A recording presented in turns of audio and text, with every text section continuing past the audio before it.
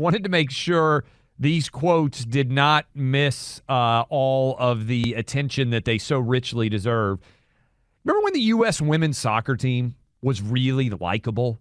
When they represented the United States and they waved the United States flag and all of us gathered around. I went to the World Cup Championship. I watched some of the women's championship soccer matches back in the day, you know? I did too. I mean, I took my family up to Canada. We had an amazing time in Vancouver, watched the U.S. women win. I actually, because Fox was doing the event, went to the celebration afterwards. They were just such an incredibly likable group. And then they bought into Donald Trump is the worst human being who has ever existed. They refused to visit the White House. They took the lead from Megan Rapinoe. And Megan Rapinoe came out with some quotes. This is from Time magazine. She said, hey, this is a real quote from somebody who is involved in athletics. I would encourage everyone out there who is afraid someone's going to have an unfair advantage over their kid. By someone, she means a transgender athlete. To really take a step back and think what we're actually talking about. We're talking about people's lives. I'm sorry, your kid's high school volleyball team just isn't that important. Well, hold on a minute, Megan Rapinoe. You're telling me that if some dude decides that he wants to compete, who is 6'5", that he wants to identify as a woman, and that my high school athlete daughter who spent her entire life working alongside of her teammates to play, that I should just get over it and I shouldn't care? We're going to tee off on this. We're going to come back to this. We're not done. We are going to tee off on this because I think Megan Rapinoe is an absolute imbecile for this argument. Get your popcorn. We agree here on Megan Rapinoe, which I just want to reemphasize as we went to break. I saw these quotes in her Time interview, and my head almost exploded. So let me hit you guys again. We're talking about people's lives. I'm sorry, your kid's high school volleyball team isn't that important. And so she is saying that transgender athletes should be able to compete based on the gender they put out there. Let me give you this example, Buck. You may not know this. The U.S. women's team got beaten by a group of 15-year-old all-star boys soccer players in the state of Texas. This is the women's World Cup winning team. They got dominated by 15-year-old all-star boys.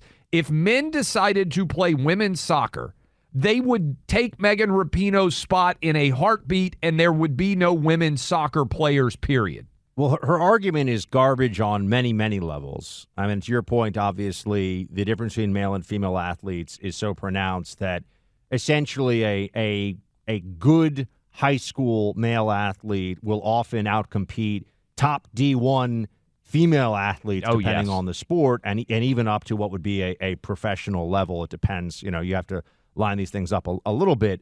But I would add to this, you know, because we all know that the argument here is pushed by people who think that this is an opportunity for virtue signaling and for self-aggrandizement. She's basically done. Her career is effectively in sports is almost over. So for her to sneer at people, you know, there's another, I mean, heaven forbid, but there's another Megan Rapinoe out there somewhere who wants to, you know, who wants to be the best in her state in track and field, wants to be the best in her state as a striker on a soccer team. And you're going to sneer at somebody who wants fair competition? I mean, what about if we just said, you know what? Yeah, let's just let high school male athletes take steroids. What's the big deal? It's just high school athletics, so some people want a little extra edge. Why do you want to deny that? But they say this is all about actualization, and this is all self-actualization. This is all about the identity of these individuals. Why is it so important to trans athletes to play on women's teams? It's just women's high school athletics. Why does it matter so much to them? She says people's lives are at stake. What, someone's going to engage in self-harm if they're trans and they can't play on the women's field hockey team? Well, that's a whole other conversation to be had, isn't it? So she sneers, and her argument doesn't even make sense. Well, and somebody should have fired back at her because, okay, when does sports start mattering? Does the World Cup for women matter? And if she says yes, say, okay, what if Christian Pulisic decided tomorrow, for those of you who do not follow men's soccer, Pulisic is one of the best players in American men's soccer history. He's a young guy who's going to maybe be the best ever. What if he just decided that he was going to be Christiana Pulisic and he wanted to play women's soccer because he had decided that he was transgender? Well, he would be immediately the greatest women's soccer player of all time, and there wouldn't be a close second. Does Megan Rapinoe think that Christian Pulisic deciding to change his name to Christina and identify as a woman should be able to play in the Women's World Cup? Well, if not, isn't she not embracing her own version? And for whatever level, you know this, Buck, you coached high school soccer. To say sports don't matter, a lot of kids put a tremendous amount of effort and intensity into trying to win a state championship in soccer, trying to win a district, trying to win a region. My kids that I coached got to the semifinals of the New York City Archdiocesan Championship, which was, at that time in the lives, that's a big deal. New York City is the largest city in the country. It's a huge league. There are a lot of different teams.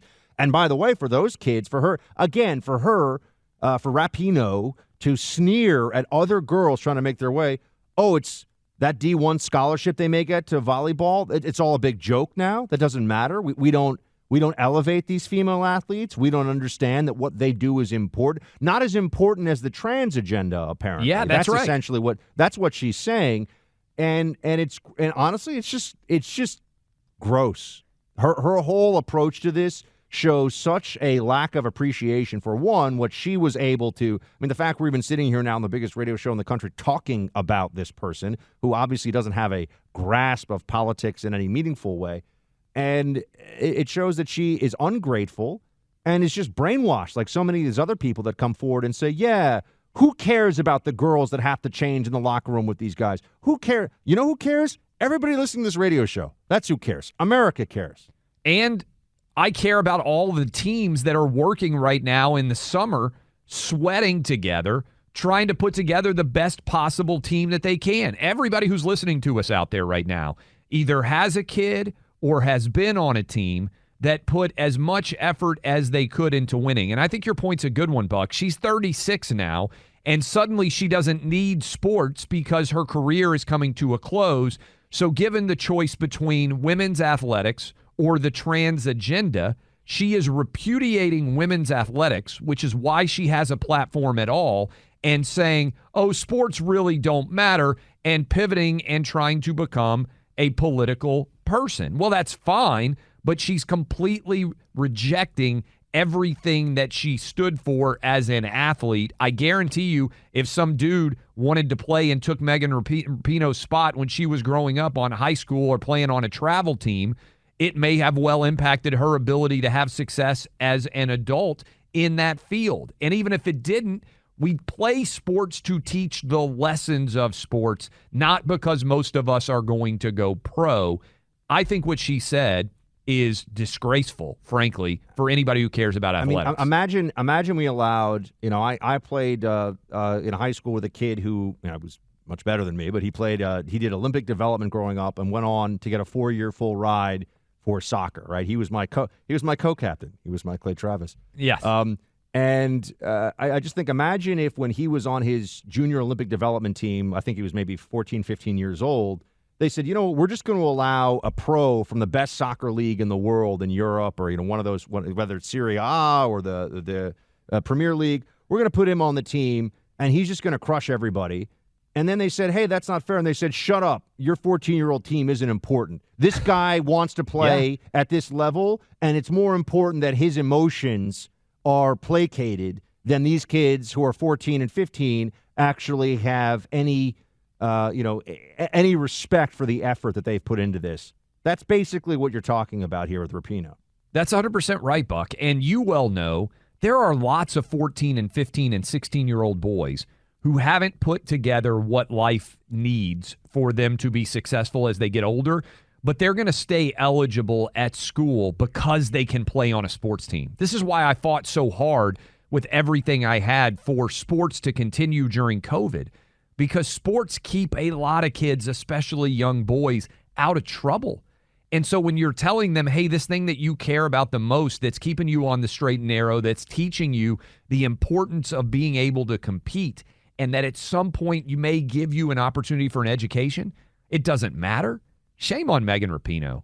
I just find her to be utterly unlikable, but also just not very smart in her logic. She has gone so far left wing that she doesn't even use her brain at all.